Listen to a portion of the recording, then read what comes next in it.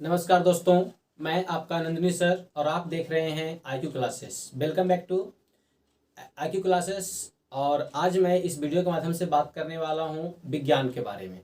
ठीक है कि विज्ञान किसे कहते हैं, विज्ञान से हमें क्या क्या जानकारी मिल सकता है। आज हम लोग जो फ़ोन यूज़ कर रहे हैं, दुनिया इतना डेवलप कर रहा है, वो सब विज्ञान का ही देन है। अगर विज्ञान नहीं होता तो आज हम लोग इतने आगे नहीं बढ़ पाते, हम लोग का इतना जल्दी ग्रो नहीं हो पाता।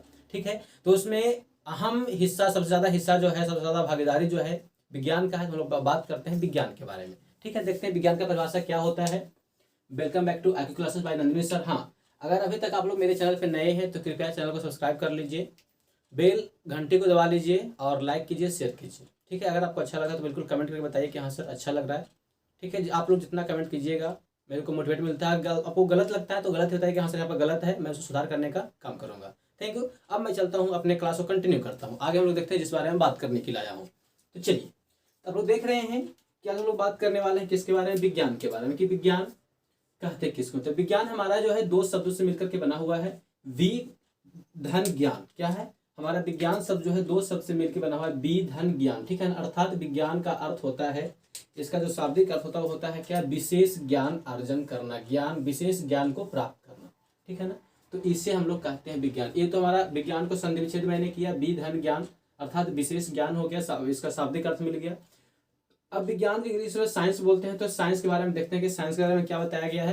तो साइंस शब्द की उत्पत्ति, साइंस शब्द की उत्पत्ति लैटिन भाषा से, किससे, लैटिन भाषा के शब्द कौन सा, सिंटिया। ठीक है ना, साइंस शब्द की उत्पत्ति जो हुआ है वह लैटिन भाषा से लिया गया है और लैटिन भाषा का शब्द है सिंटिया। ठीक है ना, जो लैटिन भाषा में उसको एडजेक्टिव बोलते हैं। ठीक है, तो लैटिन भाषा का शब्द सिंटिया यहाँ लिखा हुआ है, सिंटिया से हुआ है। मतलब आपसे पूछेगा कि साइंस शब्द की उत्पत्ति कैसे हुआ है, तो साइंस शब्द की उत्पत्ति लैटिन भाषा के शब्द सिंटिया से लिया गया। कहां से लिया गया है, सिंटिया से लिया गया। चलिए, अब है शाब्दिक अर्थ क्या होता है। शाब्दिक अर्थ होता है सिंटिया, मतलब होता है टू नो। क्या होता है, सिंटिया का शाब्दिक अर्थ होता है टू नो, मतलब कि जानना, ज्ञान प्राप्त करना। क्या होता है, शाब्दिक अर्थ होता है सिंटिया का मतलब ज्ञान प्राप्त करना। अब मैंने बताया कि विशेष ज्ञान होता है किसका, विज्ञान का। ठीक है, समझ में आ रहा है।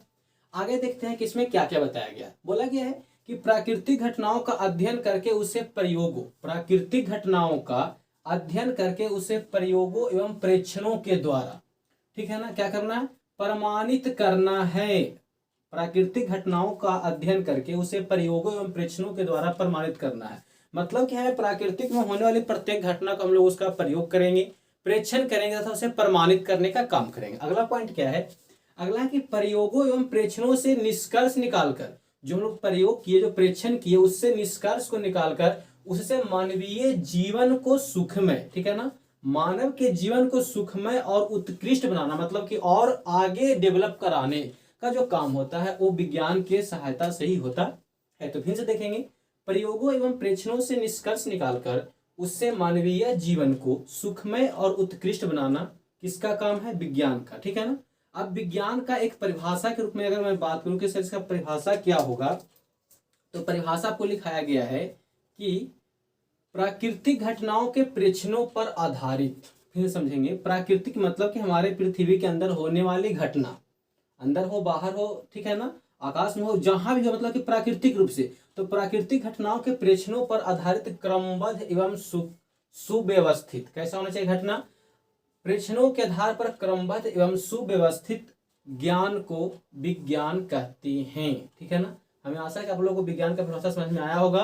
और आप लोगों से कभी पूछेगा कि विज्ञान का परिभाषा क्या कहते हैं, किसे कहते हैं विज्ञान, तो आप लोग उसे अच्छे से बता सकते हैं, समझा सकते हैं। क्योंकि बहुत सारे ऐसे व्यक्ति होते हैं जो विज्ञान की परिभाषा को पूछ देते हैं और बच्चे को पता नहीं होता है। तो मैंने सोचा कि चलो कुछ बच्चों को बता दिया जाए।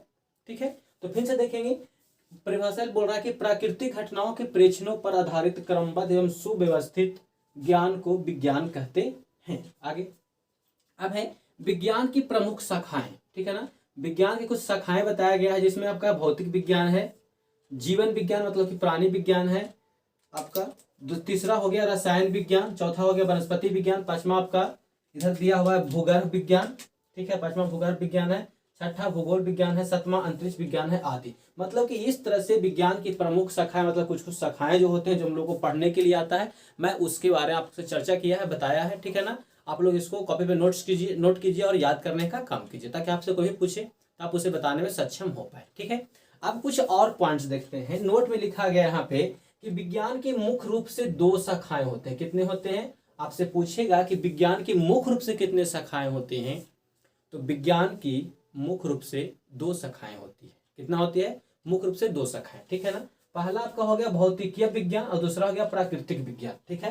पहला भौतिकीय विज्ञान, दूसरा हो गया प्राकृतिक विज्ञान। अब भौतिकीय विज्ञान की अगर मैं बात करूं तो भौतिकी विज्ञान में हमारे पहला आते हैं फिजिक्स। क्या आते हैं? फिजिक्स आते हैं, ठीक है ना। और दूसरा हमारा आता है केमिस्ट्री। क्या आता है? दूसरा हमारा आता है केमिस्ट्री। मैंने यहाँ पे लिखा है फिजिक्स और केमिस्ट्री, ठीक है ना। तो भौतिकीय विज्ञान को भी 2 भागों में बांटा गया। मुख्य रूप से विज्ञान के दो प्रकार होते हैं, 2 भाग होते हैं, भौतिकीय विज्ञान और प्राकृतिक विज्ञान। भौतिकीय विज्ञान के भी 2 भाग होते हैं, भौतिकी, ठीक है ना, और दूसरा होता है रसायन, ठीक है।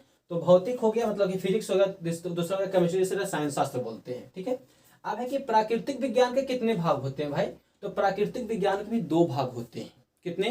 प्राकृतिक विज्ञान के भी 2 भाग होते हैं। जंतु विज्ञान, यहाँ आपको लिखा हुआ है जंतु विज्ञान, और दूसरा लिखा वनस्पति विज्ञान। तो इस तरह से आप विज्ञान की परिभाषा को बता सकते हैं।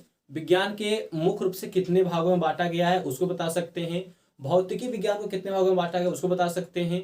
और हमारा जो जंतु विज्ञान है मतलब कि प्राकृतिक विज्ञान है उसको कितने भागों में बांटा गया है उसको बता सकते हैं।